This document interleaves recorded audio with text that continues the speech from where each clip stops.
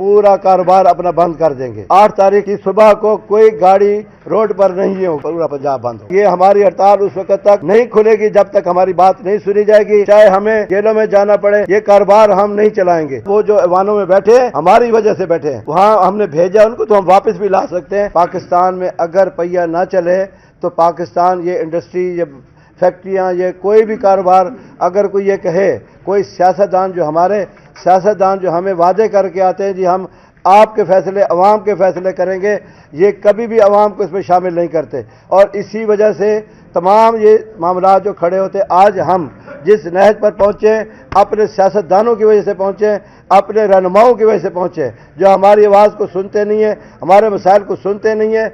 ऐसे ऑर्डर, ऐसे इम्प्लीमेंटेशन करवाते हैं जो एक इदारा जो है, ट्रांसपोर्ट का इदारा, अगर रूट बनाने वाला इदारा है, अगर वो एक रूट नहीं बना के दे रहा तो वो खुद ही चलान कर रहे हैं, इसीलिए कि जी रूट बना के नहीं देते और गाड़ियां बंद करना शुरू कर देते। ये इंसाफ जो है अब हम इंशाअल्लाह पूरा, आज मैं जो ऐलान करने लगा हूँ, ये पाकिस्तान, पूरे पाकिस्तान की एक आवाज़ है, मगर आज हम जो है पंजाब भर में का जो है 8 तारीख से आने वाली जो 8 तारीख है उसको हम पूरा कारोबार अपना बंद कर देंगे।